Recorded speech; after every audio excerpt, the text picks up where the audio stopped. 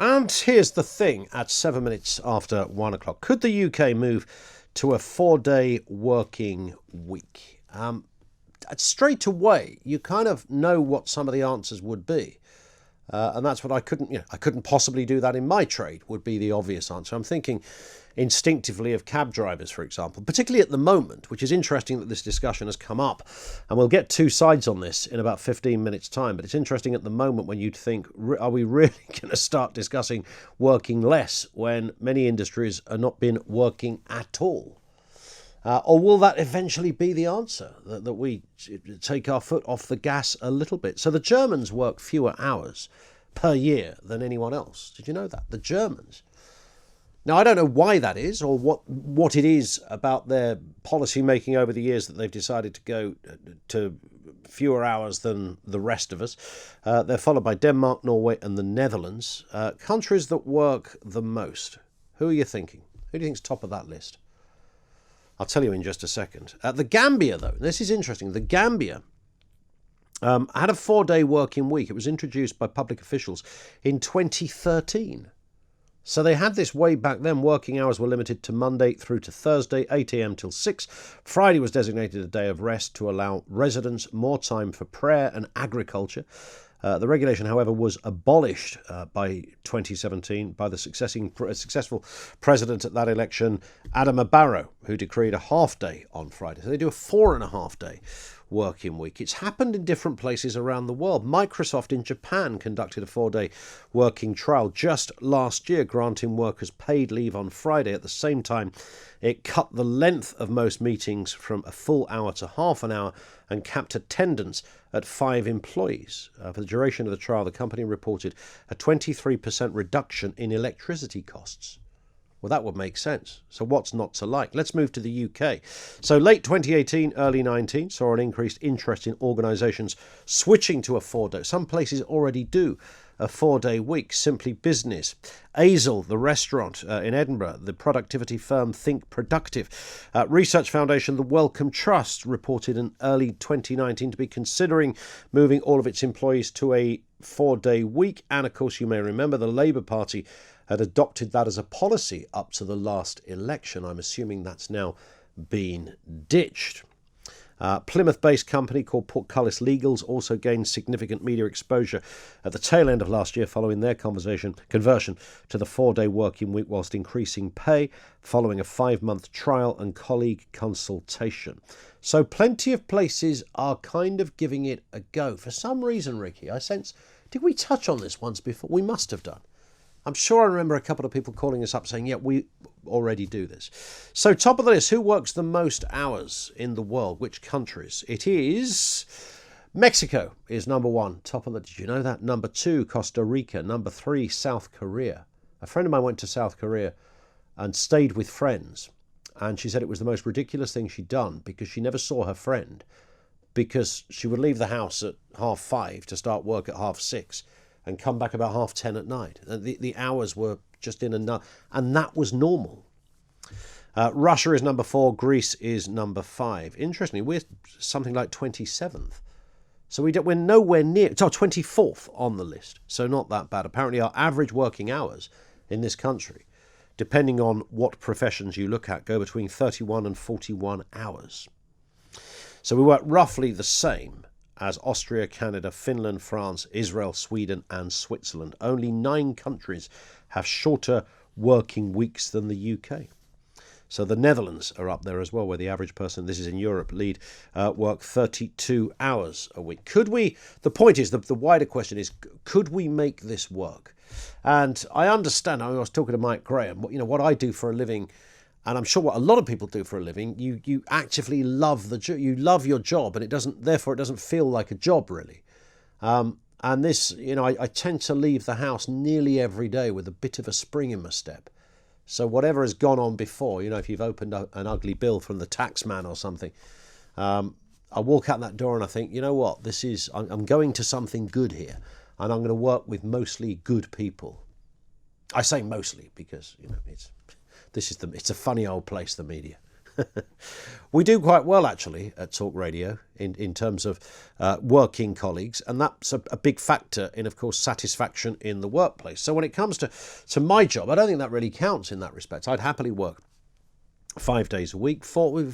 I've done 4 days in this shift. When I worked at TalkSport, and I did overnights when I was kind of starting out in national radio, that was a 4-day gig. And that meant that every weekend, it was never lost on me this, every weekend felt like a bank holiday. In fact, even when I was doing 10 p.m, it was 4 days back then. When I took over from Whaley, it was 4 days a week. I could never quite get my head. The weekends went on forever.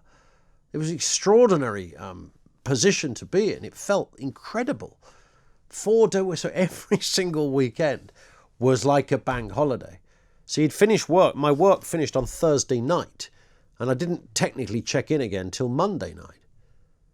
That's a big old gap there to have some time off. The question, of course, the question around the 4-day week is whether this is beneficial, whether it makes commercial sense. More than anything, this is about the work-life balance thing. So if you currently work in a job in an area where you only do 4 days, just tell me about that, because I want to know how that works out and what the benefits are. The theory goes that you get more out of your staff if they do 4 days than you would if they do 5. There's a theory that even on a standard 8-hour working day, staff have almost no productivity left in them at all. There's nothing left in the tank by the last couple of hours. And it's only really those first 2 or 3 hours where you get maximum input. Cut that down to a 4-day week, apparently that expands enormously.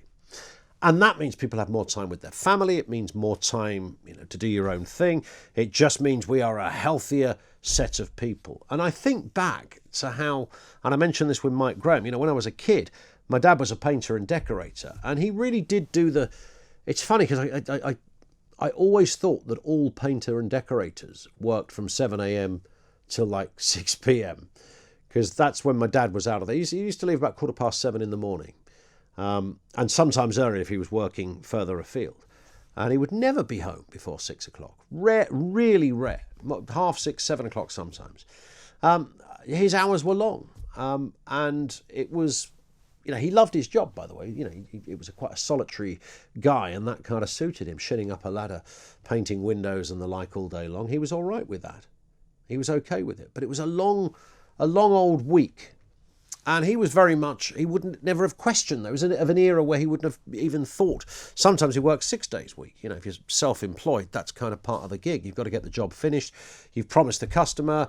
If you've been rained off because of, you're in the middle of an outdoor job, you've got to go back and do it. So you can't, there's sort of jobs that you can't just go, I will only work a 4-day week. So the beneficiaries of this would likely to be people in the public sector, where you could easily say, this place is only open for 4 days.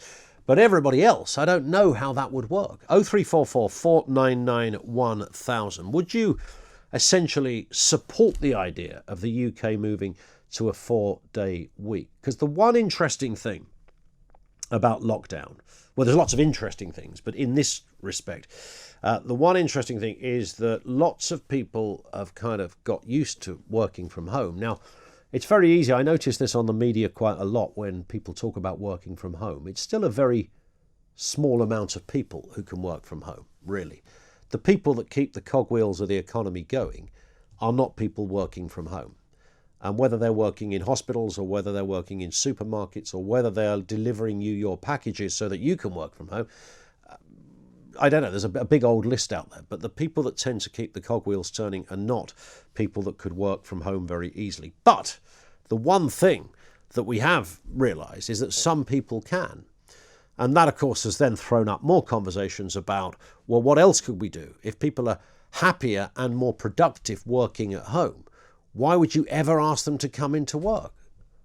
If I owned the company and I've got, 3 floors in the middle of Manchester as my business, and I'm doing all right, but suddenly most of my staff started working from home and I was doing even better, I'd close my 3 floors. At least 2 of them would go by the wayside, right? You think, well, I don't need this. That's a waste of money. So we are sort of rethinking about how we do this thing called work and business hours and the like. 4 days. I love the idea. I think it would be amazingly healthy, incredibly healthy for people. I don't know what it does for commerce. I don't know what the capitalist arguments are. I know that some companies say we get more out of our staff. Fantastic. But I'm pretty sure that for everyone that says that, many others would say, well, we need people manning the lathe or doing something 24 hours a day. Do you then put that on a split system? Do you have to employ more people to allow the 4-day week to happen?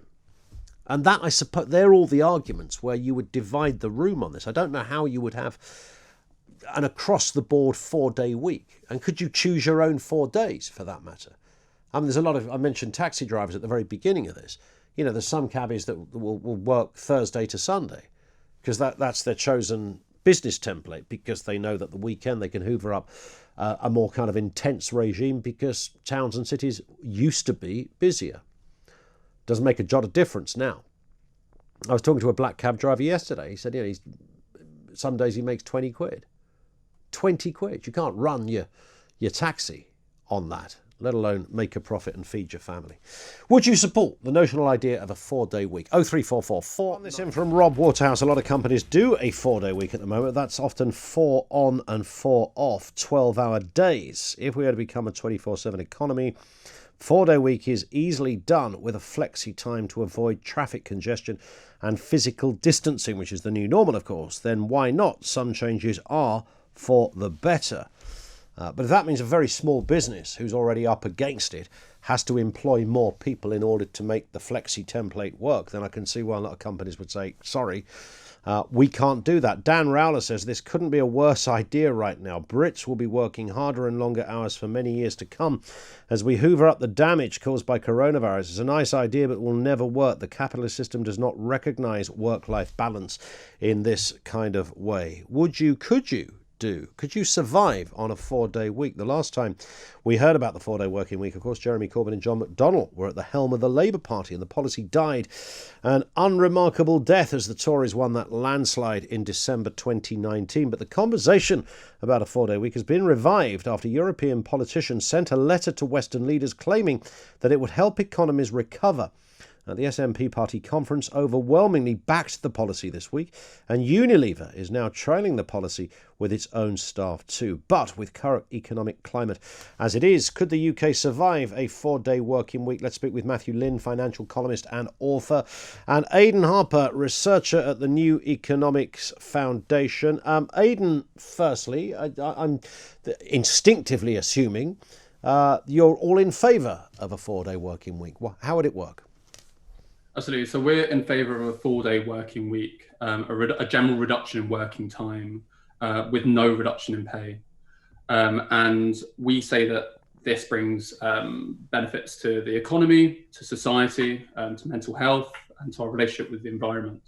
And we know that on a macro level, if we look at countries who work different hours, we know that countries that work fewer hours tend to be more productive and have stronger economies. And it's economies that work more hours who are actually less productive and have less strong economies. So within Europe, for example, Germany, the Netherlands, all of Scandinavia work far fewer hours than the UK, and yet they are more productive.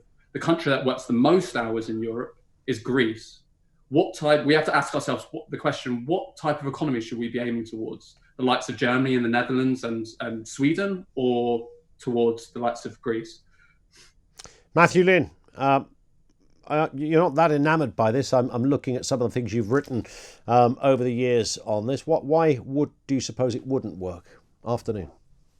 Hi, afternoon. Well, it's not really, I think the thing I'd say is it's not really up to me, and it's not really up to you, and it's not really up to, the Scottish National Party, which was talking about this at its conference this week, or the Labour Party, to decide on a 4-day working week. I've got absolutely nothing against a 4-day working week. It's fine. But it's up to the employer and the employee. If they want to negotiate that, that's great. If they don't want to negotiate it, or if the employer doesn't want to offer it, I think they should be free to do that, just as people are free not to work for a particular employer if it doesn't suit them. And the thing I'd add on top of that is, I think what's interesting just at the moment is this is probably a bad time to be discussing it. Not actually for the reason which you said in the very beginning, at the intro to this segment, which is we're facing a particular economic crisis and we're going to have to figure out how to pay for all the damage that COVID-19 has done to the economy, although I think that's a valid point. But actually, because we're just right in the middle of a massive experiment, natural experiment in how we all work. People have been working from home, vast swathes of the economy have been working from home for the last 8 or 9 months, and some of that's worked well, and some of that's worked badly.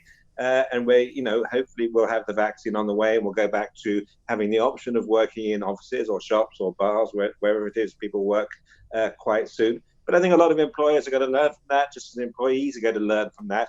And look at what was good about the last 9 months and what was bad about it. So this is actually a particularly bad time for that reason, for the state to come along with a bunch of intrusive laws and try and impose those on top of people. What's absolutely fine here is just for employees and employers to work it out for themselves. Yeah, Aidan, isn't that crucial, really? If this is a state diktat, that's a very different thing, isn't it? I mean, shouldn't companies and employees between them work out the hours they want to work? So I don't think anyone's calling for a flat rate state law from tomorrow everyone works a 32-hour week. No one's calling for that. There are many ways in which working time can be reduced. So you can choose to reduce your hours. You can campaign through trade unions to reduce your working hours. An organisation can reduce working hours. And yes, there are laws that can be passed which facilitate this move. The important thing is to see that each workplace, each sector, each economy needs a different approach. And yes, absolutely agree. No, there shouldn't be a flat rate move tomorrow, but no one is asking for this. I think it's a bit of a misrepresentation of the argument. So what is being, just clarify then, if you would, Ed, what is being suggested as far as you can see then? So far, there is something created, so what the Labour Party put forward last year was the idea of a working time commission. So a working time commission would measure rates of productivity in the economy, and over time would create bank holidays as the economy got more productive.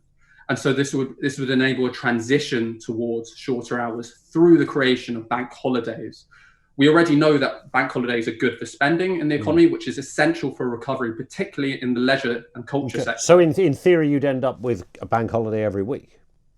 Over time, yes, but that's not the only way. So you can well, let me just put that point to Matthew. Matthew Lynn, I mean, what's not to like there? Most people quite like a 3-day weekend.